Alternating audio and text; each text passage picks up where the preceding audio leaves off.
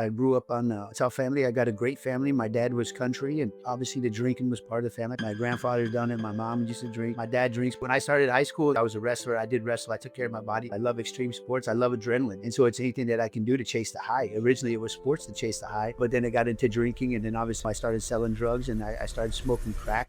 In college, I ended up partying. I got a DUI my first day going to school. I got another one my junior year. I had a Honda Accord, sunroof was open, music. We're getting ready to go hit this big party. I tell my buddy, let's crack open the beer, right? We crack open the beer. I have a one drink. Well, I hit a windshield in my car. We overcorrect. I went down the freeway. Cruise control was on 90 miles an hour. Next thing you know, I went off the freeway, flipped my car. I landed like 300, 500 feet upside down in the field. Right? I thought for sure that we were both dead.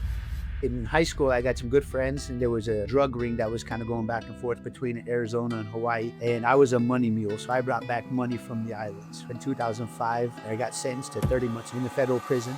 I have 6 DUIs. My last DUI changed my life. And that's the last time that I ever drank. When you work smart, you get better. When you work hard, you get tired. Chasing the alcohol, chasing the drugs, that's tiring. It is so tiring. Yeah. Life is so much simple when you do what's right. Hey, everybody, this is Will Gordon from the WillPower Podcast, briefly coming on before this next excellent episode to remind you all that did you know that 76%, you heard that right, 76% of you that follow my content regularly have not subscribed to my channel yet, and I'm really wondering why that is. So if you could, the easiest and freest way to help support my show is to hit that subscribe button on YouTube, Spotify, Apple Podcasts, all of it. Like it, share it, send it to people that you think it might help. Because that's what I'm doing here. I've been through it. I lost my liver. I lost my kidney. I had such a severe alcohol addiction that I feel you, okay? I understand what you're going through. And I'm really hoping that these stories are helping. So if you want to hear these stories keep coming, then please hit that subscribe button. It'll be the best decision that you'll ever make. Thank you so much for supporting me. And I really hope you enjoyed this next episode. I heard it was a pretty good one. Take care, everybody. Hey, everybody. Welcome back to another excellent episode of the WillPower Podcast. Today, I am very honored and thrilled to announce I have a very special guest. His name is Mr. Chad Dunn. Chad Dunn is a man who's walked a path from the heights of BMX racing through the darkness of addiction in prison to building a life of purpose in Move Human Performance Center. Reminds us that true strength often whispers before it can roar. Chad, your story carries such weight, so thank you for being here. As we begin, what's one small moment of clarity that stayed with you from your journey lately? One movie of clarity that's helped me right now is just it's not really just a moment. It's every day when I wake up. It's every day when I wake up. When I go to bed, I visualize what I have to do the next day, and it's not about going to get another drink or going and scoring some drugs. I promise you. Now it's about finding a purpose. So my clarity, everything that I have right now is with one word. It's all about purpose, and I wake up every day with a purpose to do something to change somebody's life. That's beautiful. Purpose is everything in life. If you don't have a purpose, you're going to fall off. And you're going to, go the wayward side of making bad decisions, I'm sure of it. Yeah, and sometimes that purpose gets clouded, and we still do things for the wrong reason, but it's still a purpose, right? Such as the abuse and the addictions, that everything goes around with it. We work harder trying to find those things than we do than actually trying to find life. Yeah, that's true. That's true. So, Chad, for our listeners who don't know you too well and they want to get familiar, you've struggled with substance abuse in your past, correct? I have, yep, I have, and growing up as a kid, I grew up on a tough family. I got a great family. My dad was country, and obviously the drinking was part of the family. I seen my grandmother, my grandfather. I seen them drink. Shit, when I started high school and all that stuff too, it was okay for me to drink. Obviously at home and not doing things, but it was one of those things where it wasn't frowned upon. Obviously I didn't do as much because I was a wrestler. I did wrestle. I took care of my body for the most part. But as a young kid, we go into entertainment purposes. I had a life and I had a vision of what I wanted to do. But at the same time, man, I love entertainment. I was a BMX rider. I love skateboard. I love extreme sports. I love adrenaline. And so it's anything that I can do to chase the high. Originally, it was sports to chase the high. But then I got into drinking. And then obviously, I started selling drugs and I started smoking crack. And, next thing you know, it led me to being in a federal prison for 30 months.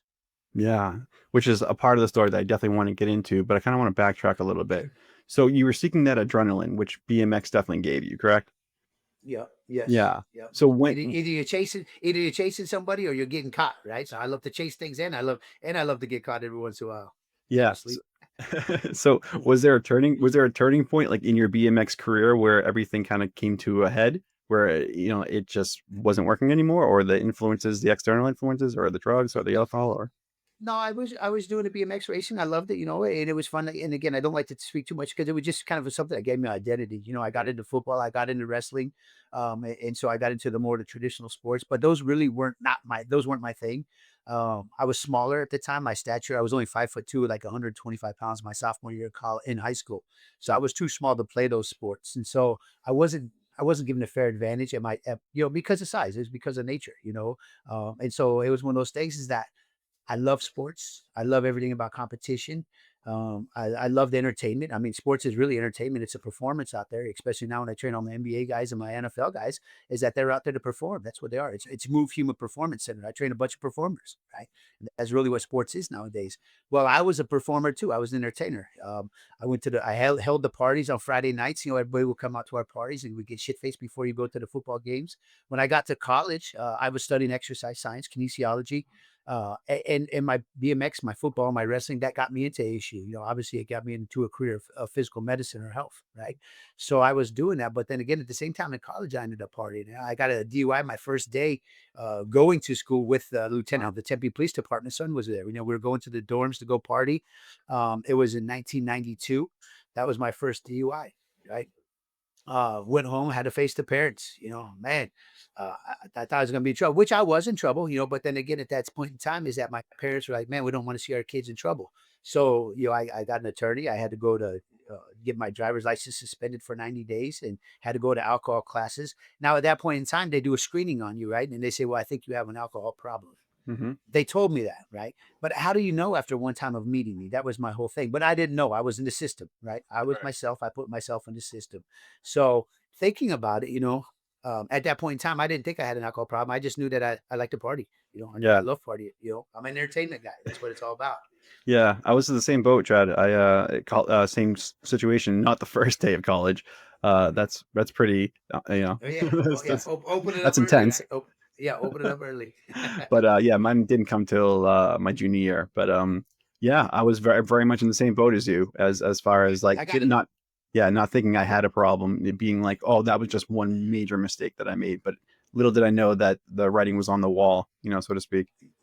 Yeah. I got another one my junior year. Oh, Right. did you? Yeah, yeah, yeah, yeah. So I got my first DUI my freshman year.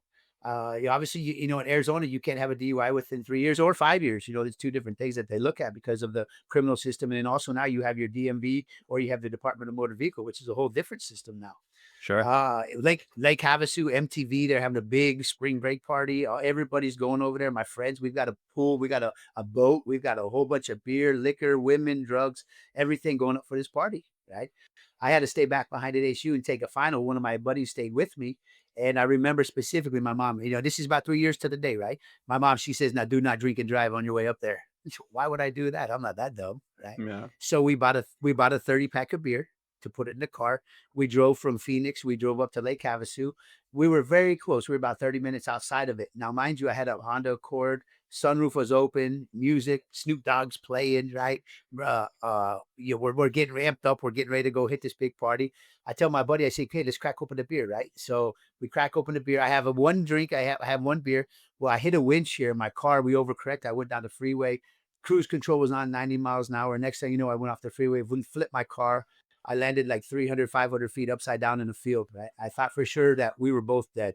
When I looked and I cleared through the smoke and all of the exhaust and the dirt and the dust and everything, I didn't want to look over to see if my friend was alive. So I tried to get out my window. My window wasn't, the sunroof was open, but my driver's side, the windows were up.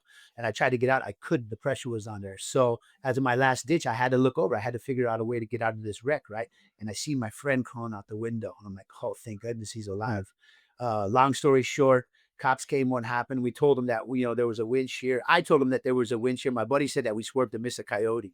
Right? Young high school kids, adrenaline. There was drinking. Yeah. Just had one beer. We had one beer. The cops like, are you sure everything you haven't been drinking? No, we haven't been drinking. When the tow truck pulled my car out, there was one beer can that was smashed underneath the car that fell out. Right? Mm, So they take me down, and I had like a .001, but in the state of California, because we happened to go through Blythe, California, it became a felony because my buddy was hurt. So they take me down to jail. I call my mom from jail. right? My sister answers, and I said, I need to speak to mom. She goes, what happened? I said, well, I got a DUI. So here I am. 3 years later, she says, I told you not to drink, and here I am. Bad luck, bad luck. Yeah. I didn't think I had a problem. It was only one drink, man, and we were on our way there. Yeah. So that was my second DUI. I have 6 DUIs, 6. 6, and I still have a driver's license. Unbelievable. That's unbelievable. So, Well, I yeah, mean, let's talk about that. So how does yeah. one How, occur? it's Yeah, like what is after number 3 and 4, like what is uh, going on through your head? what's going on. So like I said, I look at this whole thing for your self identity, right? Mhm. With your self identity, you have to go back into your DNA. Right? I got drinking in my body.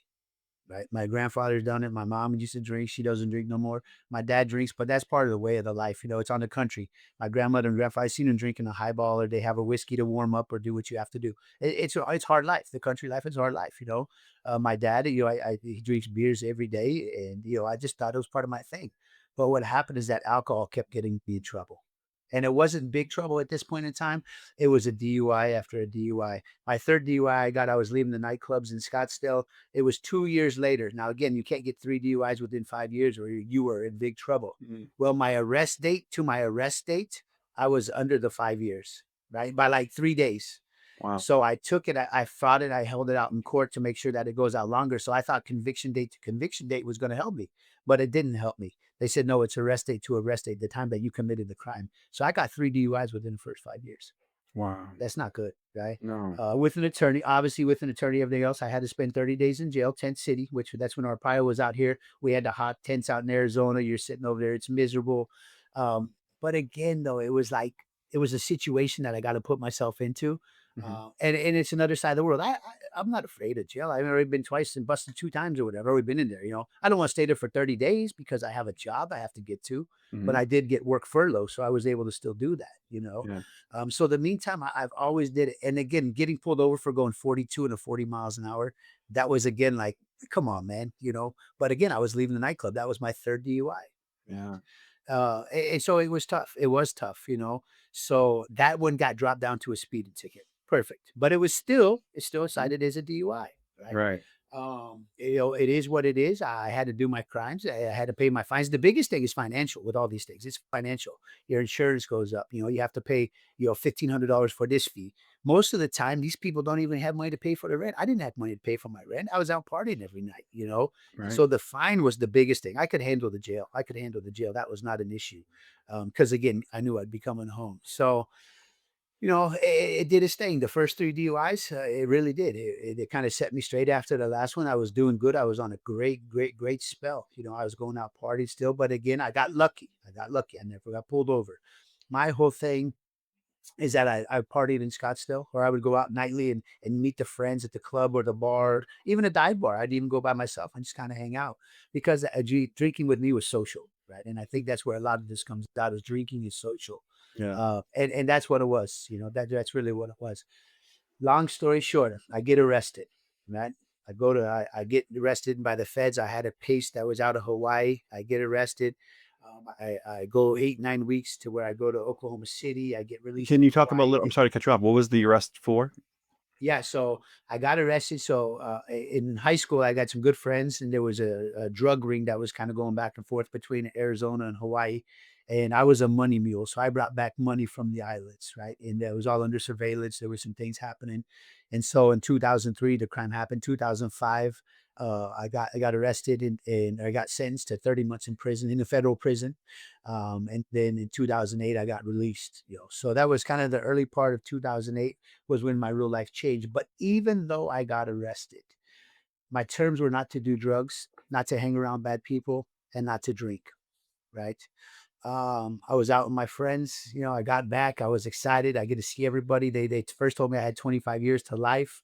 I got bailed out with a $25,000 bail. I got to come back to Arizona. I'm gonna be there with my friends. They want to tell me, hey, tell me what happened. When you got arrested? And we're going through this magnificent story. Mm. Over drinks, by the way, Wow. over drinks. So, the court said you're not supposed to be drinking. That's okay. That's okay. They're never going to know. It's out of my system, right? Drugs stay in your system for a longer period of time. So I figured I could drink today. If they want to come tomorrow night, do a breath test, I'd be good. I Mhm. trust, I always push the system, right? Because that was me, again, adrenaline, right? Don't get caught, right? I knew what I was doing. I knew what I was doing. But at the same time, as I also was very methodical about it.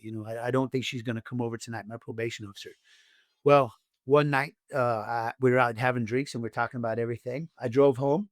Next morning on my way to work, I get on the freeway. I pass 3 lanes. I get over, and next thing you know, I got a cop pulling me over. Right? Pulled me over for a legal lane change. Didn't use your blinker, whatever. So he says, "Mr. Dunn, have you been drinking this morning?" I was on the way to let these construction people into work because we were doing a renovation. So it was a Saturday morning, 7 o'clock. I was on my way to work to let these people in. I said, "No, I'm not. I haven't been drinking this morning. I don't get out of bed and just first thing have a drink of alcohol, right? I'm not an alcoholic, right? No, I was out partying last night. He said, "Well, I need to give you a drug test, or I mean, an alcohol test." So I did all the alcohol tests. I had like a 0.004 in my system. Right now, this is the next morning. Now, mind you, if I would have got pulled over that night before, it wouldn't have been Yeah. good. No. Right. So I'm on federal pretrial. That's not good. I just got a new DUI. That's really not good. Right. So while I was on pretrial, I got 2 more DUIs. Wow. Right. They brought me into court. They wanted to violate me for my terms of release because I violated it. My last DUI changed my life. And that's the last time that I ever drank. Okay, let's Uh, let's yeah, let's talk about yeah. that. I mean, like, what it almost seemed like those last 2 DUIs were like in a act of defiance. But yeah, because I didn't know what my life was going to be. Yeah. They put me on hold. I've been fighting my case for a year outside, right? And so I didn't know, like, hurry up. If I'm going to get sentenced, I want to know. I don't want to live in limbo, and I don't want to live waiting. This is a big weight on my shoulders. Um, I met my girlfriend, my current wife right now. She was a bartender. So I went to the bar with my friends. We sat down again. I'm not supposed to be drinking, but we went there to go shoot the shit, right? And so I'm sitting down there. She walks up. She's like, "What can I get you guys to drink?" My buddy says what it is, what he wanted. I told her what I wanted. And I looked at her, I says, "I'm going to marry you." She said, "Get in line." Right. Because there was just something about her. There was just something about it that I knew. I knew there was something about her that I needed. Right. This is And as Jackie, right? usually, yeah, this is Jackie? Jackie. Yep. This is Jackie. Um, she's Italian. She was from New Jersey. She moved out here. So she got a little bit of spice to her. In She's not fact. the typical. Yeah. She's not the typical Scottsdale, bimbo girls, whatever that I used to chase back in the day. I knew she had something that I needed. I knew that she had something. And one of the things that really set me off with Jackie is that she was a sober bartender. She never drank. Wow. So Interesting. most of the bartenders that you go into, they drink after work or they have Yeah, that was one of them. industry. Yeah, industry night or that. She never drink. I said, "Why do you never drink?" She goes, "Because I got to deal with idiots like you all day long." Right? And A she goes, "I don't want to self-aware a be. self-aware Yeah, bartender. I yeah, love it. yeah." She goes, "I don't want to be one of them." So I was like, "Oh, this is great right here." So, mind you, I was trying to get a date with her. I'm not supposed to be drinking, right? But I have to go to the bar because I got to still meet Jackie. I was there for 8 months trying to get a date with her. She made the best gin and tonics. I used to have a couple brewskis, then I'd have some gin and tonics with the lime, right? Big glasses because now I'm 6'2", 230, so I had the big tall glasses that way I could fit more in them. Um, I was at a party. I had obviously, like I said, my DUI, my license was suspended because I got a DUI early on the pre-trial. I was at a friend's house. We're watching the Arturo Gotti fight when he fought Floyd Mayweather. Uh, Yes. I, yep, Arturo I was Gatti, out. that was like Yep, was one of the yep, best 3 fights ever. Yeah. yep. That was my guy. I used to love watching. I'm a big boxing fan and the whole deal. So I was at work. One of my friends just lived like 2 streets down from my work. So realistically, my mindset is, hey, I am coming home from work, right? So I stopped at his house. The fight was on. We're drinking. Next thing you know, we ended up at the strip club. We had people come over. We were partying and everything was going around. Uh, we're playing quarters with 151 to shut the night down, right? The beer was gone, playing quarters. And I was fucked up, hammered. But again, I knew I was always going to get home. I had to drive home because I had to go to work the next day. So I left the party. I get in my truck. I'm driving down the freeway. I remember getting on the freeway. Even to this day, I remember getting on the freeway, 44th Street in Arizona on the 202.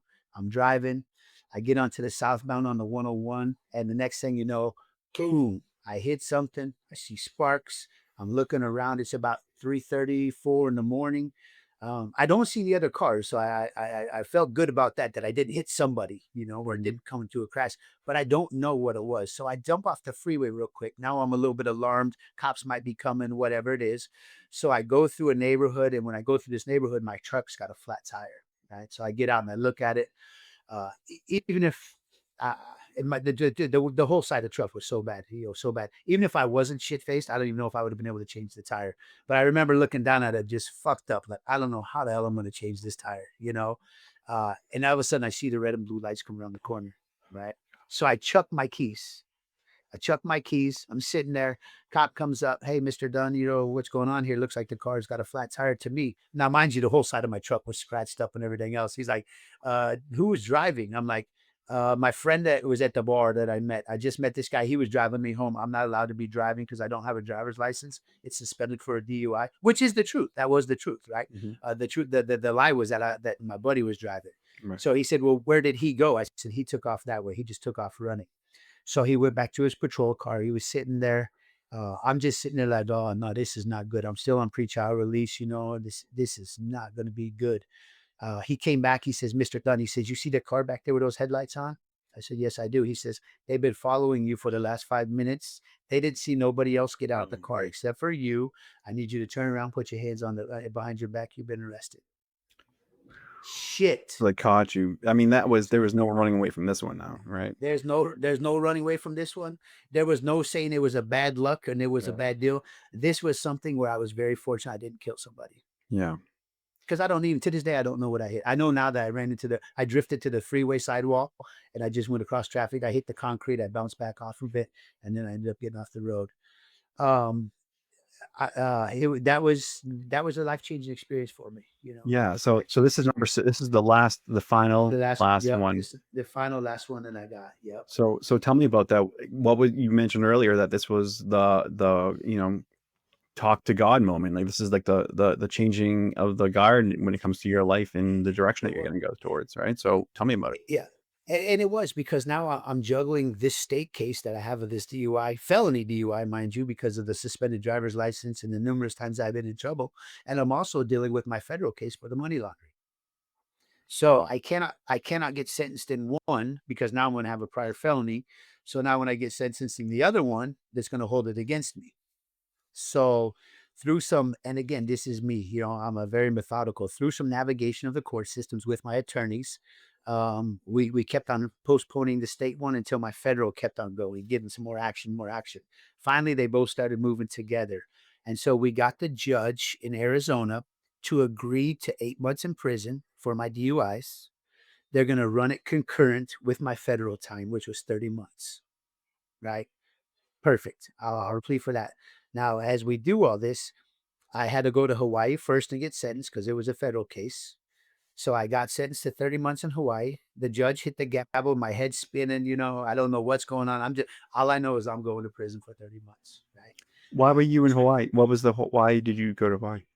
So as it being a federal case, because I brought money back from Hawaii to Oh, right. You Arizona. said that. Yes. Okay. Yeah, yeah, yeah, yeah. Gotcha. So now it became a federal crime instead of a state crime. So I was just happy to know that I got 30 months. You know what I mean? Now the judge did say, he says, Mr. Dunn, you had a chance of probation if you weren't drinking. I had a chance. I had a chance. But due to my actions and everything else, that was what I deserved. That was what I deserved. Yeah. I didn't want to hear it, but I knew one way or the other. I thought I was gonna get prison for the drug stuff and the money laundering. So at the same time, I was like, well, shit, this is, I mean, one way or the other, something happens. Okay. So here I am. He says, but I need you to do something before you leave. You got to go to courtroom number 102. You have to go over there because now you have a bail revocation hearing because you violated your terms of your bail by drinking and getting another charge and getting another DUI. They could hold you instead of having me self-surrender like the judge just asked me to. So this was a big mess. I went in there, I pled my case, I would apologize, I was remorseful. I accepted the responsibility with the judge there. And the judge says, Mr. Dunn, I do allow you to self-surrender in Phoenix so that way you can be closer to your family instead of keeping into custody right now. That's part A was done for the day. Glad it all worked out.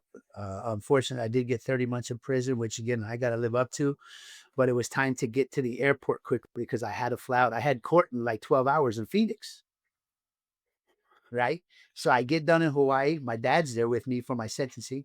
We fly to the airport in Hawaii. We board a plane. I land in Phoenix at like 7:40 in the morning, and then I got court that next morning at 9 o'clock for my DUI. Right. Wow. That's when I said I was sentenced to hold it all. They were going to run it concurrent for the 8 months. And then the next day, I had to self surrender to the federal marshals down in Phoenix. That's a lot of work. That is a lot of work. And like we talked about, simple life, the life I live right now, is so much easier. Yeah. Right.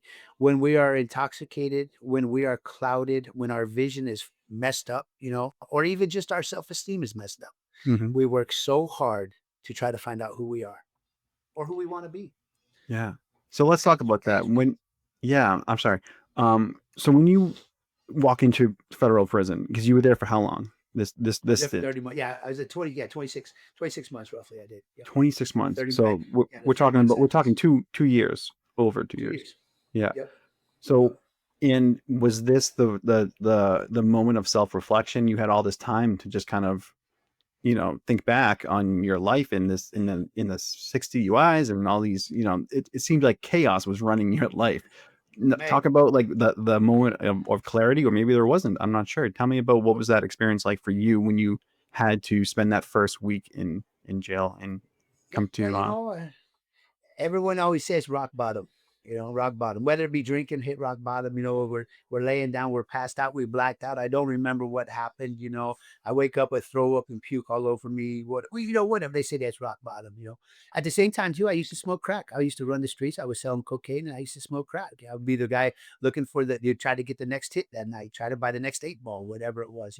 And that's all on the South Side. So, the alcohol was part of it, but I also had a drug problem that I was doing, and they kind of all go hand in hand. oh yeah. When I met Jackie, man, she didn't drink.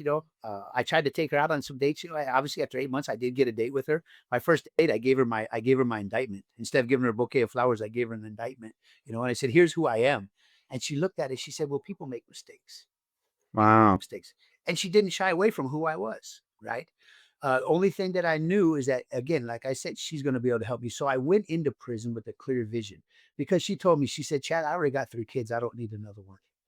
Right? She was a single mother. And so I knew I could help her, but at the same time, I knew she could help me. Hmm. And so at that point in time, I was done drinking. Yeah, I really was. I knew that the drinking was the root of all of my problems. I never got in trouble for smoking weed. I never got in trouble for smoking crack. I never got in trouble for any of that stuff. But I got 6 DUIs. All of my trouble came from drinking. And so I knew when I went to prison, I was there to be a changed person. Yeah. I didn't know what to expect the first couple of days, but through isolation, there's a lot of silence. And a lot of silence happens. And when you're around silence and you can ignore the noise from the outside or even on the inside, sometimes we're our own inner critic, but I tried to become my inner coach, Yeah. sitting there by myself. I started talking positively to myself. I started seeing a better future for myself. I started seeing a better future for my family, which is what I wanted with Jackie and the kids. Well, it seemed like that you met Jackie right at the perfect time, because Perfect. she was someone that you just already were drawn to, and it took a lot of work and effort to get that date, and to get her and start thinking about you, and then agreeing to, okay, like, this is, I don't care that this is your past, it's what you do now with it, what you learn from those experiences, and then you went into prison knowing that you had something of hope, like something that It's you had something, and that yeah. was crucial, I'm sure, in your recovery. It's crucial. It was. It was. And don't get me wrong. You can drink hooch in there. There's people making hooch all day long. You can go drink inside prison. It's not that hard. You can drink inside jail. There's plenty of shit to do. But again, through your environment's not where you're at. Your environment's who you hang around with. Oh, that's so true. Yes. Everyone thinks it's where you're at. I was in prison, a bad environment, and I had two good buddies. I had a buddy Lance, I had a buddy Robbie that was with me, and my buddy Slab and Joy. There's some of them, but these are two guys. And Robbie, my big guy, he helped me out and did some things. He says, "You know what? We're not going to be over here drinking. We're not going to be doing some of this stupid shit. You're here to make a change." And there was a purpose. I went to school. I used prison to do everything it was supposed to do. It broke me down. It brought me to the lowest, and let me think. And let me think. Rock bottom is when your freedom is taken away from you. It's not when you're on your last drink on the streets, because you can still go get another drink of alcohol tomorrow, today, in 2 minutes. But when you're in prison and your freedom and everything is taken away from you, that's rock bottom, right? Yeah. And I knew I was there, right? And there's no saying you can't fall out of a ditch Before, I was never in the ditch. I was just on the streets or the sidewalk falling down or laying down on my floor, right? I was never in the ditch until I walked in those prison doors. And when I walked in those prison doors, that's when I decided I had to pull myself out. But I had a mission. I had a mission. I had Jackie and I had a family. Yeah. That's a really interesting way to put it. Like, you can't fall out of the ditch. Like, I felt when I was, when I was on my deathbed and I was in that hospital bed, that was almost the best thing that could have happened to me, because there was no more I wasn't able to drink anymore. I had to come to, this very profound moment of clarity within myself and be like, okay, you did this. No one else did this to you. It's you that did this. And now you got to come to terms with it and then make amends with all your transgressions and speak with passion and genuine authenticity towards like who you gonna be now, right? When I was in there, everything was going good. About a year into it, Jackie said, I can't handle this. This is tough with you in there and me out here. Right. And so she says, I got to live my life. You got to live your life. So at that point in time too, we were not together. Oh no. So now this could have crumbled me. Yeah. Right. This is depression. This is something that I've just been working on my rehab for, but at that point in time, I knew that this was for Chad.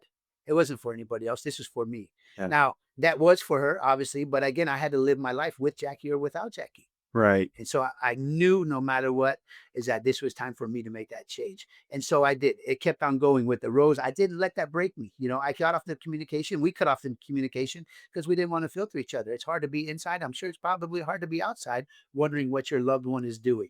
Right. So I got out of prison. I had 4 or 5 hours to get to the halfway house. I had a little bit of time. It's like 2.5 hours or 3 hours. So I had a little bit of time before I had to check in. And my parents, I got released. My parents, they said, Chad, where do you want to go? I said, I want to go by the bar and see Jackie. First place out of prison, I go to a bar, right? I walk in the door. It's dark. She's got her back turned. She's at the Flat Grill. She's cooking, doing whatever. She happened to turn around with the light that kind of came in through the front door and she seen me. First time I seen her in 28 months or whatever. She gave me a big hug. I gave her a big hug. That night, she came down to my halfway house, brought me a phone. And we started rekindling our relationship. We started doing everything from there. But again, it's like through a purpose. It's a purpose. I knew what my purpose was. My purpose was to have Jackie, and that deciphered for me to not drink anymore. I knew I wasn't going to drink anymore, but again, I knew I needed Jackie to help me do this. She was my savior. She's my why. And, I couldn't let her go. So I had to go right back out and I had to go and try to find it. It's funny. It almost like reads like a Hollywood script. Like you get 1 year into your sentencing and you still have another year and some change left. And all of a sudden there's this moment of, oh no, is my why now disappearing? And then you had to do the real inner strength of, okay, well, this is for Chad now. I got to hold myself accountable because I know this is going to be a good thing for me down the road. Yeah. And that goes into your self-identity. The biggest thing I say is to know thyself, but back in the day, I didn't know myself. I knew myself as a partier. I knew myself as an entertainer, but I knew what I could give to people. I've always been helping people. I've been trading people forever. I got into this, fitness, and I still do fitness. I was smoking crack before I'd go do my spin classes, right? It never used to hinder me. I would always go do things. That's just me. I'm high energy. I always have the vibe, but when I got out of prison, I knew I was with Jackie and this was kind of starting to see what we're going to do. I had to go to one more counseling class, right? I've been to every alcohol class you can take. I've been to every NA class you could take. I've been to every screening you can take, and the whole time everybody's labeled me an alcoholic. And I really was an alcoholic in my opinion, because I don't need alcohol. I just drink, a party. Unfortunately, I had some bad luck with it all, right? I don't drink first thing in the morning. I don't drink at lunchtime. If I'm at the club or whatever, having fun, that's how I used to drink. So I have a hard time with the word addiction. Yeah. Because I stopped smoking crack.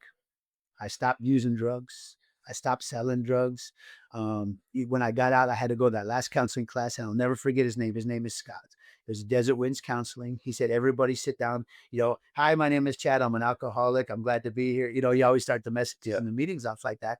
This guy, he says, here's one thing you're not going to hear in my classes. You're never going to hear the word alcoholic or addiction or addict or any of that stuff. You like sex. I understand that. But if you don't sell your kid for sex money, you won't have sex. You like gambling. And so if you don't go to the casino, then you won't have that gambling habit, right? He said, all of us in here, we make bad choices. I'll make bad choices. That's what it's all about. It's not about the addiction. It's about bad choices. If you don't want a haircut, don't go to the barbershop.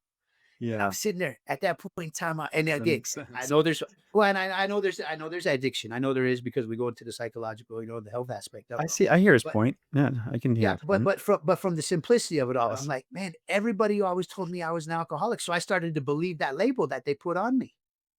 Right. But when he told me I started making bad choices, I'm like, Chad, you got this shit, bro. You don't want to drink no more. Why is that? Because you don't want to lose Jackie and the family. That's why. You don't want to lose your life again. You definitely don't need number 6-7 because the cops and the police in the state's not going to be lenient on you. That's my last DUI I've ever had. Right. So no, what You did know, your life look like? I mean, that couldn't have been easy because you get released from prison. You have this wonderful moment of rekindling with Jackie, and then, but it's still, you're still you. You still got to figure this out. And you had all the time for contemplation. You had all that time of, you served your time. You did everything. But as far as leading this different life of Chad, Chad I had 2.0, what did that look like? I had drug tests every day. Every day for the first 6 months, I had to do a drug test down at the federal building. Every day. They don't every day. They don't fuck around. Yeah. They do not fuck around. Yeah. You're gonna come down there. They're gonna sit there. You cannot bring in pee. You cannot. I mean, I know the whole tricks and every way for pass these drug tests. You cannot do it there. You're in an office. You're in a bathroom. There's somebody right there. So they do maintain that. Now I could go drink if I wanted to at night times or whatever. But my probation officer, she could come by at any moment, any point in time. Matter of fact, she'd come by at 3:30 in the morning one night. Woke up the whole house. Woke up the kids and did everything. Said, I need to see all your clothes. I need to see you live here. It was rough. Yeah, I bet. It was real rough, Yeah. But like I said, that made my life so hard because you have all of this other shit that somebody is living your life for you. They're demanding, they're dictating what you do. You're not dictating what you do. Again, the probation, getting released from prison is just as bad as being in prison because somebody's telling you what to do. You're still not free. Right. When did you become free? 3 years. I had 3 years. I had to do probation. So this went on for 3 years? For 3 years. After my 6 gosh. months, I got to do a drug test every other week. Right. Then after about a year, I had a drug test every month, and then they stopped doing my last 6 months of it all. Passed all my probations, everything was fine. I took off, had my breathalyzer, right? Had a breathalyzer in my car because you had to have the breathalyzer out here. So I had to drive down the street. We actually got married in Coronado, California. So we drove over there about 2 years after I was released or so. And driving over there, I had to take my car. I had to drive it because I had a breathalyzer. Even for my wedding day, I couldn't take the limo or nothing because nobody could drive my car. They had to blow into it, right? So I wasn't going to put anybody in that situation. So I drove my own car. You pull up at the stoplight, you got the damn device in your mouth. It was a disaster. But one thing I do like about the breathalyzers is that for me, it was just another testament that, you know what, it's keeping you honest. I never tried to cheat the system after I got out, because I know that the system can always win. And it wasn't really about the system. It was more about my life. I knew at that point in time, I had a lot more to give. So I enjoyed taking those breath tests because I knew I would pass them. I wasn't worried about failing them. My buddy, he had the same thing. He had the breathalyzer in, and he'd call me up. He's like, man, Chad, they gave me the bad one. I'm like, what do you mean? He goes, it drains my battery. I try to blow in it. It always says that I fail. He goes, this thing's a piece of shit. And da da da da da. So he actually did not complete his stuff, and he ended up in prison as well. Yeah. Right. Kind of same thing, substance abuse, whatever. So I've helped him, and there's a lot of people I help that have been in and have also been out. But he got released from prison. Obviously, he had to put a breathalyzer back in again. His name was Mike. So Mike had to put a breathalyzer back in his car. And after about 6 months, I said, Mike, how's that breathalyzer doing? He says, oh, man, this one's fine. I don't have the issues. And I knew he stopped drinking, and I knew he changed his life as well. And so I looked at him. I said, they must have gave you one of those good ones. That's the one you had. Yeah, and that's what you had. It was bad, right? Yeah, it was faulty, right? He thought the machine was faulty. I'm like, no, you were faulty. Yeah. You were faulty. Right. You were faulty. So, big part of my not drinking is I had to go against my DNA. I know it's in my body, and some of these people say I can't do it. My mom and dad's an alcoholic, right? Well, don't let that influence who you want to be. You have a choice. It's either yes or no. You have a choice. It's either yes or no. Yeah, and I feel like this is some self-reflection area that I've been kind of focusing on too. Was my father was a huge drinker, and then I feel like I used a lot of that like predisposition thing to kind of be an excuse in some ways or another to kind of validate my behaviors as far as like giving reasoning as to why I am the way I am. And that's an easy one to kind of put the blame onto, isn't it? And I've learned that just through recovery. Yeah. Yeah. This is who I am. This is where I'm from. But that's not true. You can still change. Everyone can change. Everyone has the decision making capabilities to do the right thing. Yeah. So when did all of a sudden everything start to get a little more easy to manage? Like when did your life become just like you said less chaotic? shoot, managing the alcohol, manage the drug use when I first got out. That was great. That was great. The hard thing was, as in the book a little bit, there was some tough times with Jackie and I. We're getting back together. And she's like, "Man, you've changed." Well, of course I've changed. You know what I mean? I'm supposed to change. I'm a changed man from prison. I'm not the same guy I was. Well, I liked you before. Okay, but you didn't like me drinking and everything else. So I see change, and obviously, but I changed for a good.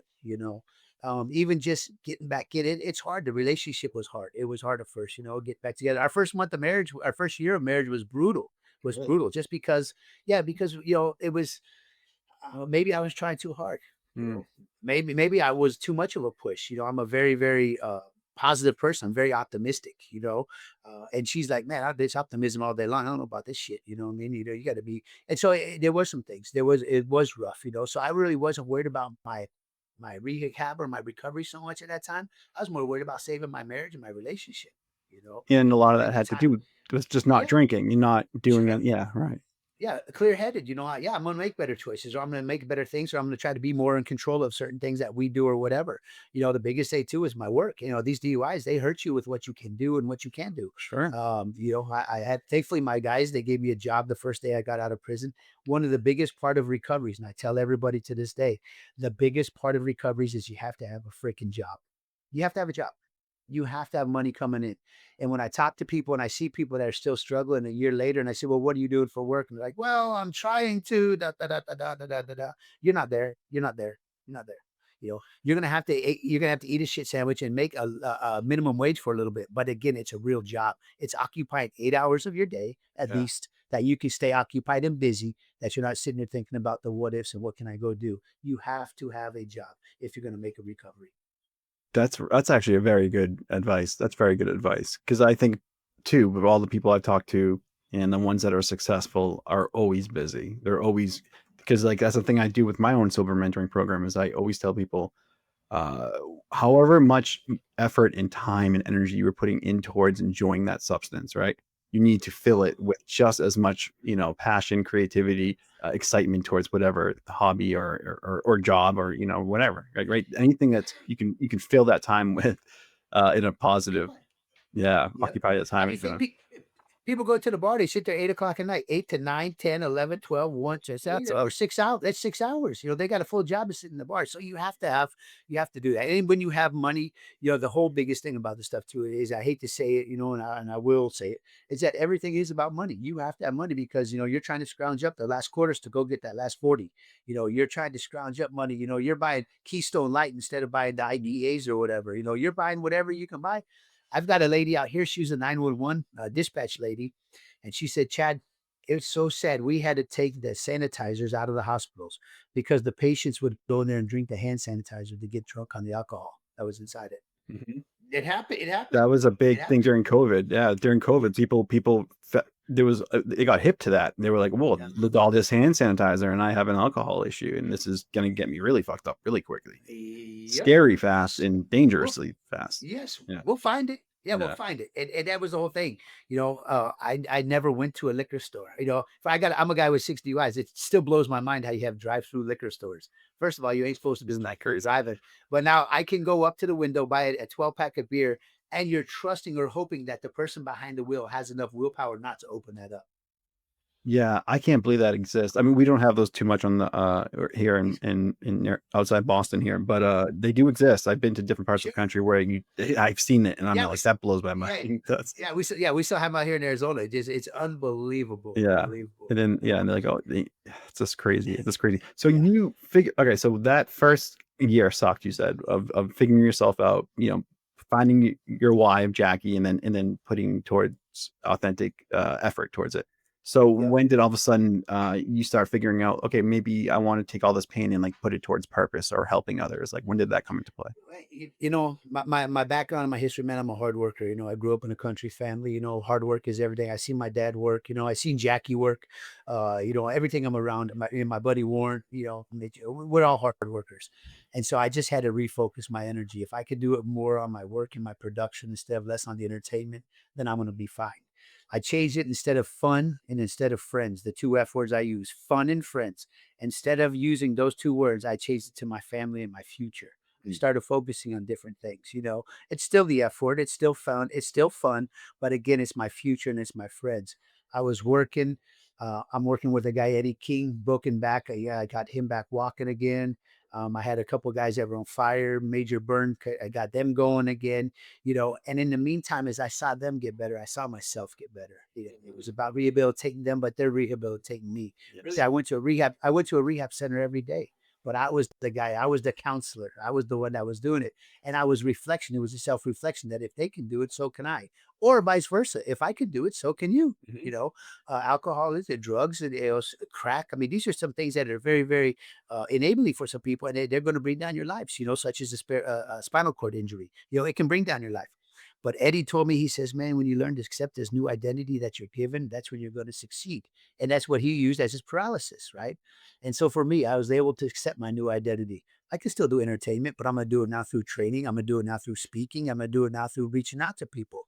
I just got to start with one in a row. So I started working. I got everything back. I'm very optimistic. Like I said, I was growing. Every day is doing well. And in 2017, I left my former company I used to work for, and I wanted to open up my own business, right? Limited by some finances. Obviously, you're an employee. You're limited by finances. Obviously, you're a convicted felon. So it wasn't like I could just go get any job.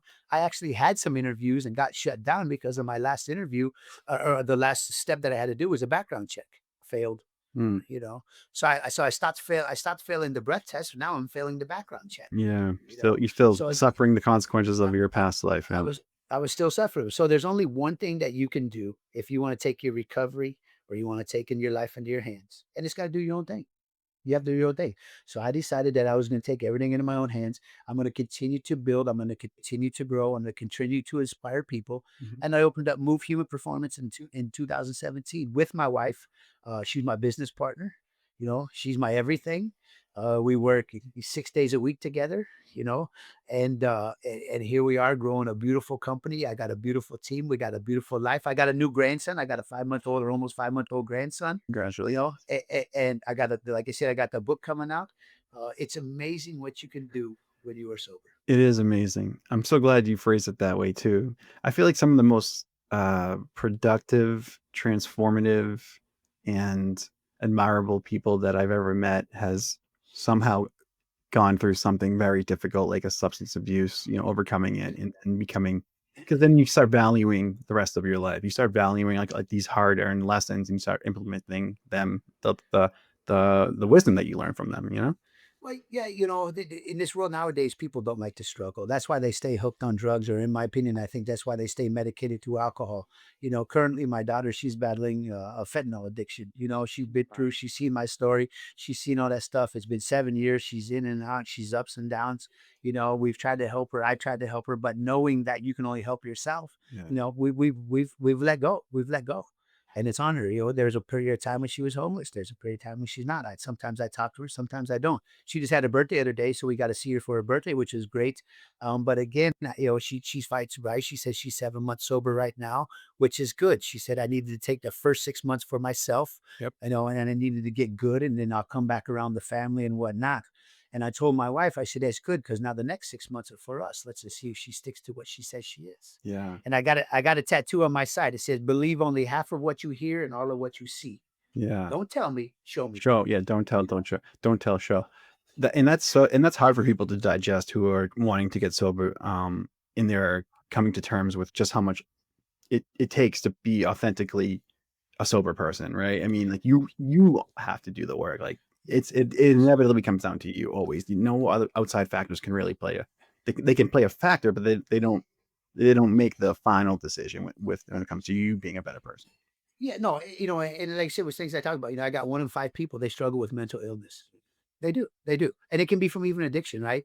But we hear that mental illness and challenges that it equates to weakness, right? And this couldn't be further from the truth. Strength is about the absence. It's not about the absence of the struggle. It's about the courage to face it, Yeah. right?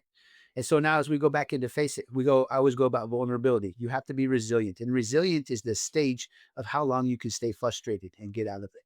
It's going to suck. It's going to be tough. You're going to have cravings. You're going to have friends that say, hey, you want to go to the bar, or hey, whatever it is. But you have to stay strong. You have to stay strong. It says here, vulnerability is not a weakness. It's your greatest strength. It unlocks your potential to be what you aspire to be. And it will allow you to touch the hearts and inspire minds. And so what you do, you have to touch your own heart first. You have to be vulnerable. I opened up my story. I got a weight off my back. I always ask everybody about self-identity. Can you tell me a little something about yourself? And they'll tell me I'm a hard worker, basketball player, whatever, mom, dad, whatever it is, but they don't really tell you about themselves because they don't want to leave themselves vulnerable. They don't want you judging. I did that for a period of time. Nobody knew I was a convicted felon. Nobody knew. Right? But then I did a podcast years ago with my buddy that I knew from junior high or elementary school. He said, I want you to tell your story. I want you to tell your story. So I put it out there. I let everybody know that you have to open up. And when you open up, I got that weight off my back, and now it's about survival. It really is. It's, I've never played the victim mentality. I was never the victim. And that's one of the things too, is the victim mentality. Either you're a victim or you're a survivor. It is what it is. Yeah, that I was the victim for most of my drinking, most of the experiences that I was undergoing. But then once I embraced vulnerability at its highest potential, and I started telling the world, the internet, everything about my story, and really kind of being, holding myself accountable, and just being as honest and open and genuine as I possibly could. That's when the door started to open, and everything started to make a little more sense. And then the chaos kind of submerged itself. And then, Yeah, well, because you've taken that and you've put in your drive. Now your drive is different. right. Your drive is different, which led to your new ambition. Yeah. So your drive is what gives you your ambition, and that's why I try to tell people too, is that you can drive, what do you have? What's your ambition today? Oh, I'm gonna go get drunk, or I'm gonna go drink over these feelings, or I'm gonna go mask these feelings, or I don't know why, but that's not your ambition. Your drive has to be something, how we say it would move. You got to move with a purpose every day. It's got to be moved with a purpose. Back to the one in the row thing, what I think is very catchy for me, and this is through my opinion, because I've had AA classes, I've been to them all and whatever. When I left my AA classes, I used to go drink, right? Because that was just those messages and the things you hear people sob stories and whatever. It's like, come on, man, let's try to pick this up. But in my belief, even with my daughter, relapsing, and people I've talked to and relapsing, it's a 12-step program. Right. It's a 12-step program. You get your chips. And again, this is not to bash on the AA. This is just to be real. Right. That's all I try to do, is be simple. Is that I've seen people in prison, right? They have to go to these classes. I've seen people on the streets. They have to go to these classes. They complete the 12th step. They're done. They got it. They got their coins. They do all that stuff. They relapse on the 13th step because there is not one. That's why I do one in a row, right? It's step one, 365 days a year. I never go to step two. I stay on step one, and I do that over and over and over and over and over again until it became a repetitive behavior. I don't worry about the 13th, 14th step or falling back to the first step, because if I do fall down, right now I don't raise the bar, I'm raising the floor. And my fall down point is a lot higher than I've ever been in my life. And there will be no more going to a ditch. I might fall down to the 99th floor, but I never go down to that ditch again. And again, for me, that's because it's not about taking it step by step. It's about taking it every day, one at a time. Yeah. That's such a great way to phrase it too. Just every day, one at a time. Just be 1% better than you were yesterday, right? Just be Yeah. 1%. That's all you got to do. That's all it is. But people look for this. I want to step into this program. I want to do this program. It's not the program. And we hear all day long, the program doesn't work if you don't work. Right? But that's the whole thing, is that people look to, how do I work this program? It's not working the program. How do you work yourself? Yeah. That's the most thing. And how do you do that? You go get a job. It is. You go get a job. It reverts right back down to the same thing. You have to have a job. Yeah. I'm not saying Uber. I'm not saying work from home. You know what I mean? I'm not saying OnlyFans or whatever you could do to pick up money nowadays, because we see it, right? We see it.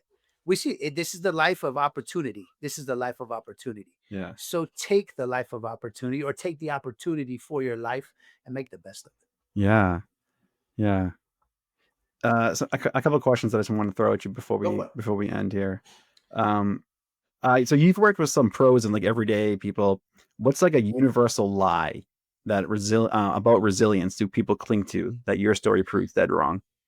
Well, we always say about resilience is how you fall down 7 times, you get up 8 times, and that's what everyone talks about. It's not how many times you fall down, sometimes you get back up. We did that with Eddie when he was paralyzed, JJ, all my burn guys, my athletes that come in here, but I don't know if that's really it. I always revert back to people want to work harder, they want to work smart. And hard work was trying to find a drink. Hard work was trying to figure out how to drive home. Hard work was trying to figure out what you're going to do at the bar. The thing right now is I work smart. You work smart, right? When you work smart, you get better. When you work hard, you get tired. And it is chasing the alcohol, chasing the drugs. That's tiring. It is so tiring. Yeah. Life is so much simple when you do what's right. Yeah. That's one of those closing ideas, I feel like, that is very profound and very simple, right? Just do It the is. right thing when no one's looking. I feel like that's a really important one because it's, that's something I had to learn. Like, I can get away with this. I can get away with this. I can have that drink. I can do this. But just Discipline. doing the right thing when no one's looking, tell the truth. And, that's all you got to do. It's a very simple direction, but it's a struggle for most people. And once you do it once, it becomes easier. It Mhm. becomes easier. It becomes easier, because again, the body knows the body's a crazy thing. It changes, from the injuries to whatever, and as it gets easier, we always say, don't do what's easy, do what's right. Yeah. Don't do what's easy. Do So what's right. now a lot of times people do what's easy. No, just because it got easy doesn't mean to take easy. You still got to do what's right, which means, reframe. Don't bring somebody into the house or don't bring somebody around that is a drug user and say that you're going to try to help them. Yeah. Because you haven't established yourself as that person to be able to help yourself. So don't think that you're gonna. And I hear that all the time with a lot of people. Is like, well, my friend's really struggling with the same issue that I had, and I'm gonna try to help her out. I'm like, no, you put two people together. That's explosive. That's toxic. Yeah. That's a bad environment. So again, you have to have the right message. Yeah, well, there's two schools of thought there because I've heard this too in the multiple AA meetings I've gone to throughout my drinking career. I like to call it. It's like, yeah, two against two is better than one. But then again, I kind of fall more in line with what you're saying is like, okay, like misery loves company, right? And when you have those two flames that are now flaming near each other, there's that's typically will 9 times out of 10 revert down back into Sure. shared behavior, habitual behavior that you're accustomed to and you're familiar with. Yes. Somebody sitting in the cell and somebody comes and says, "Hey, I brought some drugs in." Like, You know, hey, how many? Half okay, of them will run over there and say, "Let me get some." The yeah, other half are like, "No, I'm here for a reason. I ain't gonna get in trouble." yeah, And again, that goes back to your environment. That's the yeah. people that And, suck. and the people that you surround yourself with, like, there's a wonderful quote. I Yep. think it was Tim Ferriss that said it. It was like, don't you are the average of the 5 people you associate with most. So don't underestimate your unambitious or unorganized or chaotic friends because trust me, they're having some kind of part in that Now, of who well, you my are. my third my third code in my book, like I said, there's 10 codes to transformation, all that stuff. So my third code is that says change your circle and change your life. It's that Change simple. your circle. Change your circle and change your life. Yeah, I love that. That's a beautiful way to end it. What do Yeah. you think, Chad? Yeah, no, it's awesome. That's awesome. Well, So well, again, I yeah, hope your audience listens. Again, this is simple. A lot of recovery is made simple, and it looks in the mirror. There's only two people. There's a sober one, and there's one that's fucked up. Which one do you want to be? At the end of the day, there's only two choices, and you get to make that choice. right. Inevitably comes down to you. Are you gonna help yourself out of this? Yeah, Right. self identity. Know who you Mhm. are, and what are your beliefs. What are your beliefs? Well, thank you so much, Chad, for coming on the show. And I'm so looking forward to checking out your book. If people Yeah. want to reach out to you and visit your website or anything like that, where can they locate you? Yeah, if you want to reach out, I got moveperformance.com, which is our facility, shows all the great energy, the vibes, the athletes, the transformations that we make. Obviously, mindovervirtualeverything.com. You can purchase my book on there, speaking engagements, stories, and everything else, podcasts. We'll have those on there. Instagrams, all the social media, Chad Dunn 22 or Move Performance. But again, October 28th, Mind Over Virtual Everything, 10 codes to transform your life. Great read, not just because I wrote it, but it's a great read. And I think there's a lot of people that are going to love it to make their transformation.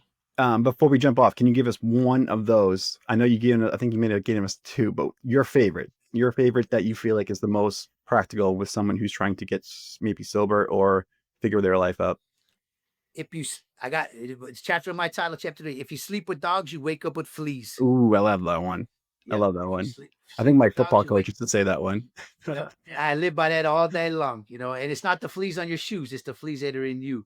Right? You sleep with dogs, you wake up with fleas. I love that. I love that one. That one's old school and it's still applicable in 2025. It's best. I love it. Every, Well, yeah. Well, thank you so much, Chad Dunn, for coming on the show. I really yep, so appreciate your time and your effort in telling and being so vulnerable and open and honest with always, your story because that's right? what I'm all about and that's what this Right. channel's all about. So Well, like I tell people, sometimes you got to relive the past in order to heal from it, right? Absolutely. You go into there. So, it's been so long for me now. It's all about healing and helping others heal. Okay, great. Thank you. Thank you so much, Chad. And everybody out there, thank you so much for watching this episode. If you haven't yet, guys, please hit the subscribe button on YouTube, Spotify, Apple Podcasts, all of it. Share it, send it to people that you think it will help. Okay. And thank you so much, Chad. And we'll be on the lookout for many, many more episodes Yep. coming soon. Take care, everybody. Great. Thanks for having me.